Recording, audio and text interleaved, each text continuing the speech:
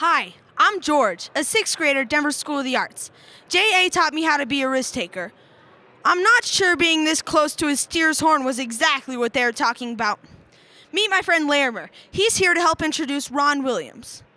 Let's watch a short video to learn more about Mr. Williams.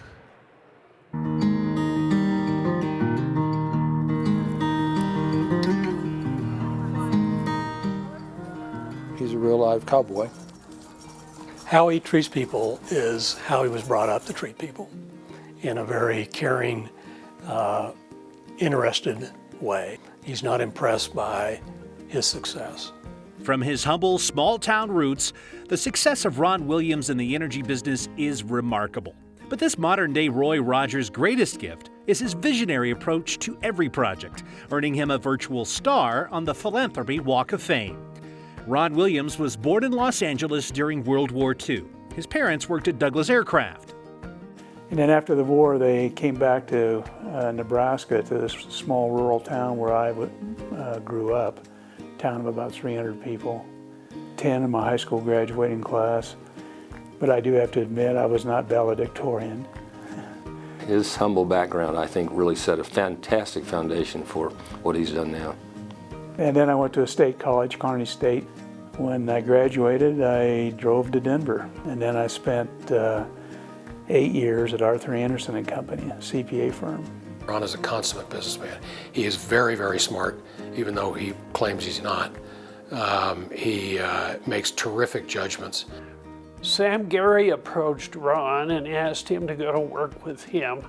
They formed Gary Williams Energy Company, and Ron became president of that, in which position he was eminently successful.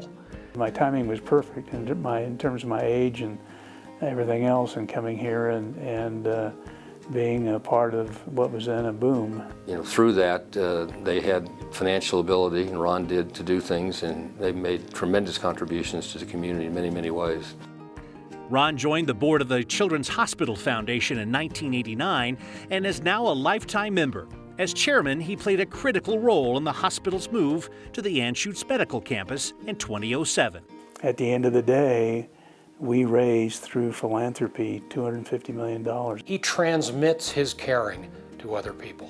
After Ron and Sam sold Gary Williams, Ron wanted to take on a larger role at the National Western Stock Show, and he became chairman of the board. I'll never forget him saying, "Check your guns at the door. We're here to decide and make a plan for the future foundation of National Western." With Ron's leadership, Denver voters approved 2C, which will help fund the National Western Center, a year-round events and education site. It's one of the biggest projects in the city of Denver, and nobody knows that he's doing it, but he is the guy that's doing it. I was at an event where he actually used an expression, "We got all the squeal out of that pig." He has this sort of calm, kind of aw shucks attitude that hides an amazing mind and an amazing talent. He's just really an icon in everything he does. And, you know, Denver Public Schools, he did so much for us in trying to move the ball. My wife, Seal, and I have always had a strong interest in early childhood education. He decided that his high school graduating class had a lot of kids that need to get a college education, so he gives them all scholarships. The biggest accomplishment I've had has been marrying Seal.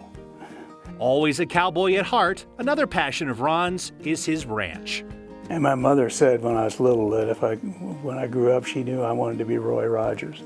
That place is a treasure. Ron's got a favorite expression, which I would clean up a little bit. He often says, "My give-a-shoot meter is broken," and nothing could be further from the truth.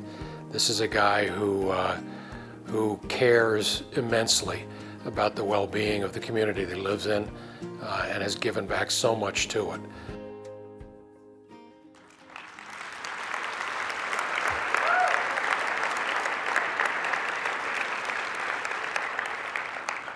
Who would have thought I'd been more comfortable standing in front of 1,000 people?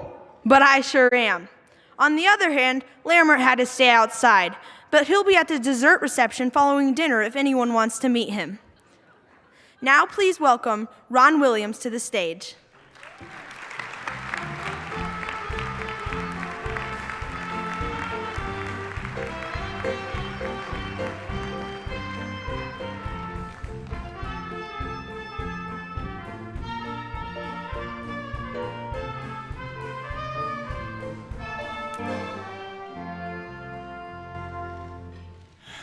Well, you've heard that old saying, quit while you're ahead.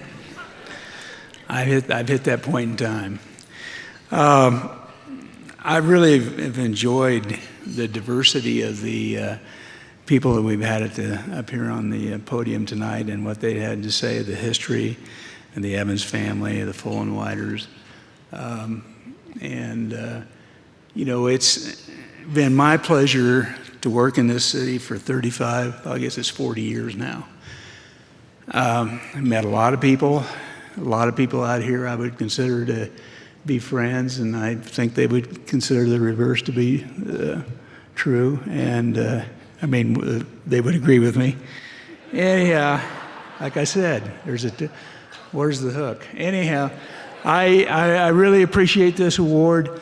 Larry said something that I was going to say, and it's a paraphrased quote from Winston Churchill when he spoke to a college graduating class, I think in the United States.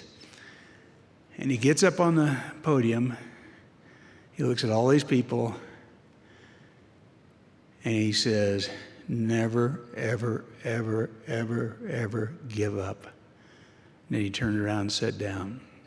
Smart move.